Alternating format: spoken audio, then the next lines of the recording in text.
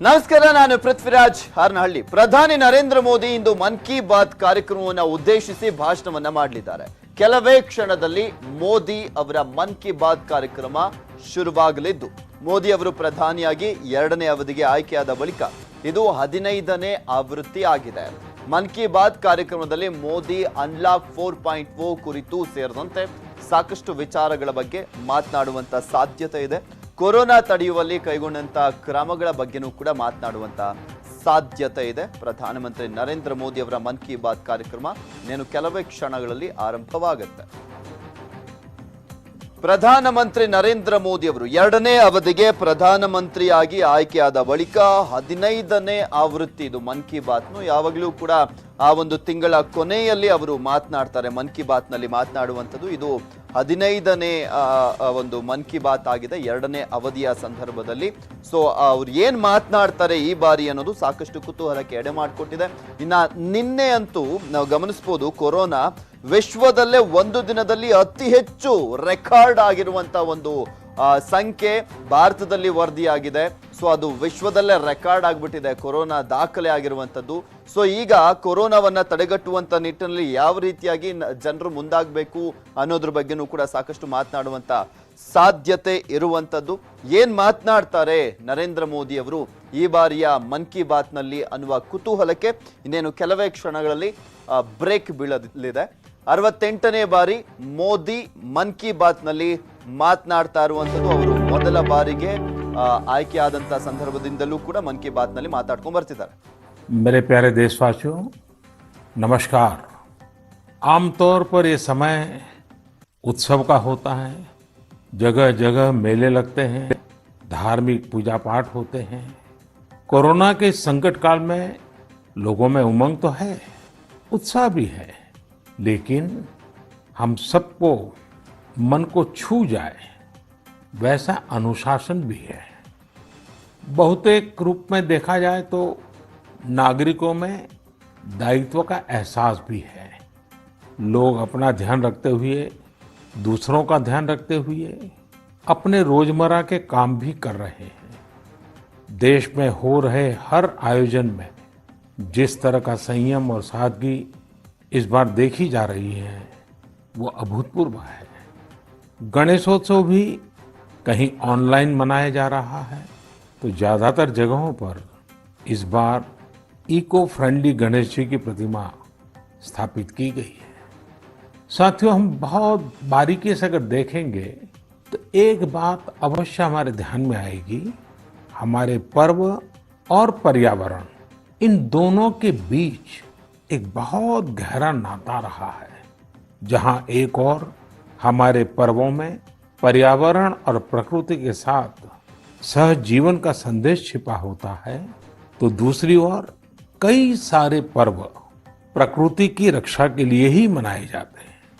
जैसे बिहार के पश्चिमी चंपारण में सदियों से थारू आदिवासी समाज के लोग 60 घंटे के लॉकडाउन, या उनके ही शब्दों में कहें तो 60 घंटे के बरना का पालन करते हैं।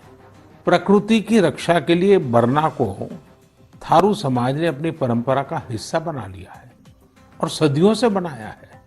इस दौरान न कोई गांव में आता है, न ही कोई अपने घरों से बाहर निकलता है।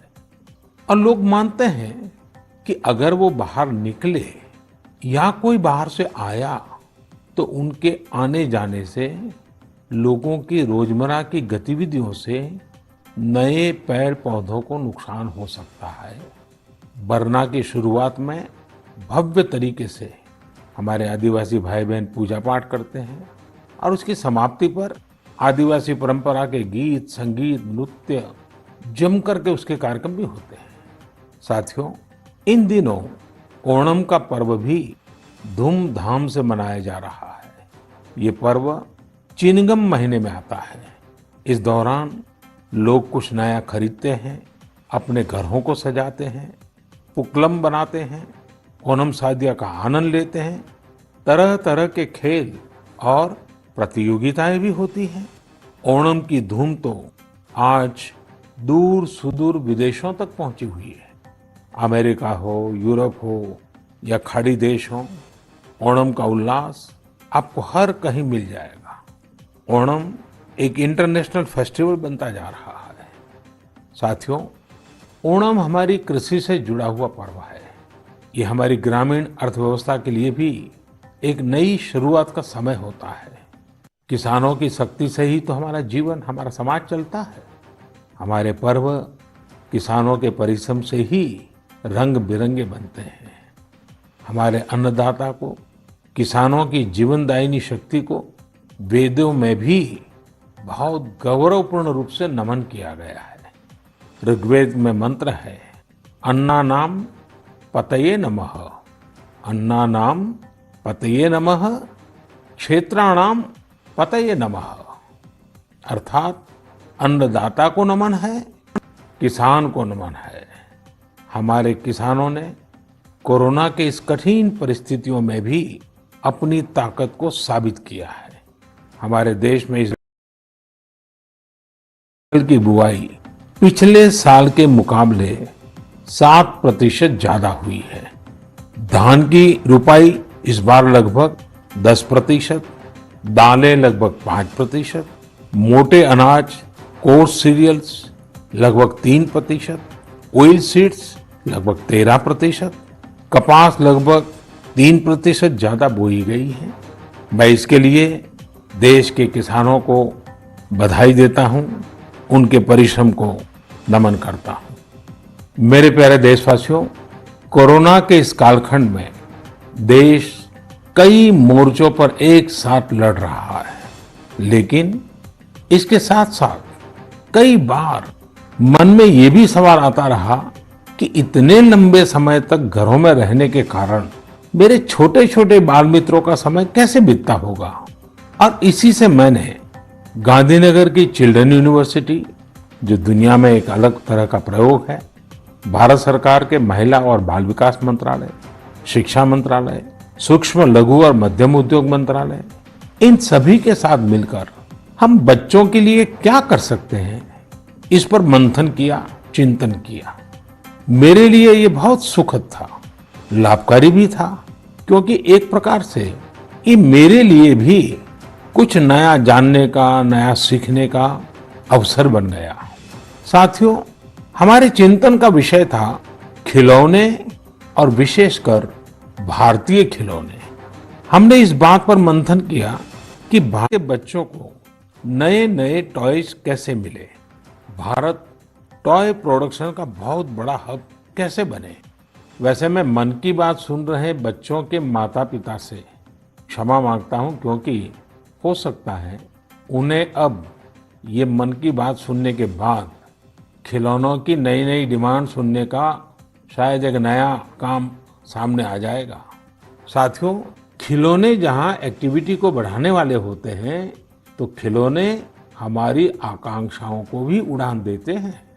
खिलौने केवल मन ही नहीं बहलाते, खिलौने मन बनाते भी हैं और मकसद गढ़ते भी हैं। मैंने कहीं पढ़ा कि खिलौनों के संबंध में गुरुदेव रविंद्रनाथ टैगोर ने कहा था कि बेस्ट टॉय वो होता है जो इनकम्प्लीट हो, ऐसा खिलौना जो अधूरा हो और बच्चे मिलकर खेल खेल में उसे पूरा करें। गुरुदेव टैगोर ने कहा था कि जब वो छोटे थे तो खुद की कल्पना से घर में मिलने वाले सामानों से ही अपने दोस्तों के साथ अपने खिलौने और खेल बनाया करते थे। लेकिन एक दिन बचपन के उन मौज मस्ती भरे पलों में बड़ों का दखल हो गया। हुआ ये था कि उनका एक साथी एक बड़ा और सुंदर सा विदेशी खिलौना लेकर आ गया। खिलौनों को लेकर इतराते हुए अब सब साथी का ध्यान खेल से ज्यादा खिलौने पर रह गया।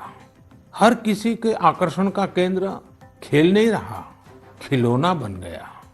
जो बच्चा कल तक सबके साथ खेलता था, सबके साथ रहता था, घुल मिल जाता था, खेल में डूब जाता था, वो अब दूर रहने लगा। एक तरह से बाकी बच्चों से भेद का भाव उसके मन में बैठ गया। महंगे खिलौने में बनाने के लिए भी कुछ नहीं था, सीखने के लिए भी कुछ नहीं था। यानी कि एक आकर्षक खिलौने ने एक उत्कृष्ट बच्चे को कहीं दबा दिया, छिपा दिया, मुरझा दिया। इस खिलौने ने धन का, संपत्ति का, जरा बड़प्पन का प्रदर्शन कर लिया, लेकिन उस बच्चे की क्रिएटिव स्पिरिट को बढ़ने और संवरने से रोक दिया। खिलौना तो आ गया, पर खेल खत्म हो गया और बच्चे का खिलना भी खो गया। इसलिए गुरुदेव कहते थे कि खिलौने ऐसे होने चाहिए जो बच्चे के बचपन को बाहर लाएं, उसकी क्रिएटिविटी को सामने लाएं। बच्चों के जीवन के अलग अलग पहलू पर खिलौनों का जो प्रभाव है, इस पर राष्ट्रीय शिक्षा नीति में भी बहुत ध्यान दिया गया है। खेल खेल में सीखना, खिलौने बनाना सीखना, खिलौने जहां बनते हैं वहां की विजिट करना, इन सबको करिकुलम का हिस्सा बनाया गया है। साथियों, हमारे देश में लोकल खिलौनों की बहुत समृद्ध परंपरा रही है। कई प्रतिभाशाली और कुशल कारीगर हैं जो अच्छे खिलौने बनाने में महारत रखते हैं। भारत के कुछ क्षेत्र टॉय क्लस्टर्स यानी खिलौने के केंद्र के रूप में भी विकसित हो रहे हैं। जैसे कर्नाटक के रामनगरम में चन्नापटना, आंध्र प्रदेश के कृष्णा में कोंडापल्ली, तमिलनाडु में तंजौर, असम में धुबरी, उत्तर प्रदेश का वाराणसी, कई ऐसे स्थान हैं, कई नाम गिना सकते हैं। आपको ये जानकर आश्चर्य होगा कि global toy industry 7 lakh crore रुपए से भी अधिक की है। 7 लाख करोड़ रुपयों का इतना बड़ा कारोबार, लेकिन भारत का हिस्सा उसमें बहुत कम है। अब आप सोचिए कि जिस राष्ट्र के पास इतनी विरासत हो, परंपरा हो, विविधता हो, युवा आबादी हो, क्या खिलौनों के बाजार में उसकी हिस्सेदारी इतनी कम होनी हमें अच्छा लगेगा क्या? जी नहीं, ये सुनने के बाद आपको भी अच्छा नहीं लगेगा। देखिए साथियों, टॉय इंडस्ट्री बहुत व्यापक है। गृह उद्योग हो, छोटे और लघु उद्योग हो, एमएसएमईज हो, इसके साथ साथ बड़े उद्योग और निजी उद्यमी भी इसके दायरे में आते हैं। इसे आगे बढ़ाने के लिए देश को मिलकर मेहनत करनी होगी। अब जैसे आंध्र प्रदेश के विशाखापट्टनम में श्रीमान सीवी राजू है, उनके गांव के अति कुप्पका टॉयज एक समय में बहुत प्रचलित थे। इनकी खासियत ये थी कि खिलौने लकड़ी से बनते थे और दूसरी बात ये कि इन खिलौनों में आपको कहीं कोई एंगल या कोण नहीं मिलता था।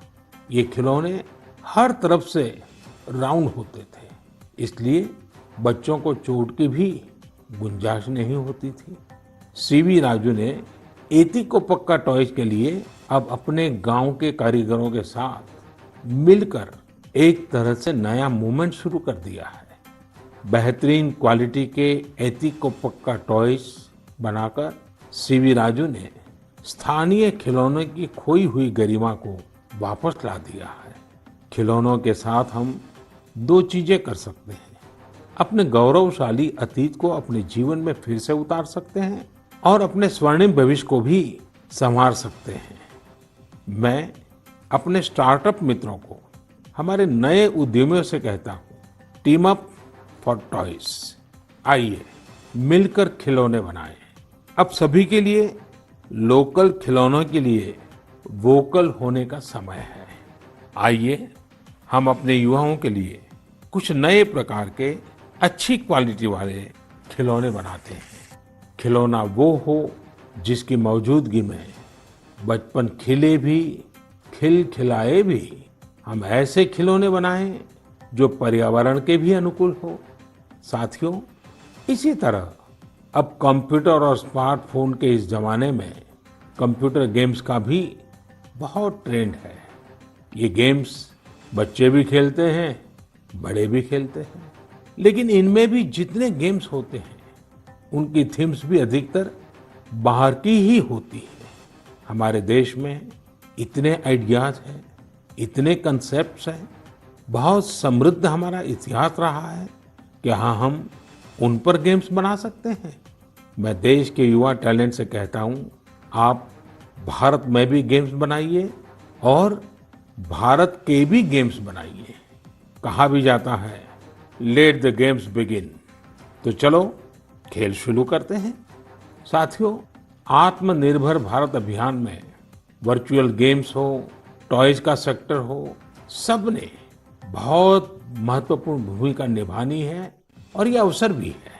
जब आज से 100 वर्ष पहले असहयोग आंदोलन शुरू हुआ तो गांधी जी ने लिखा था कि असहयोग आंदोलन देशवासियों में आत्मसम्मान और अपनी शक्ति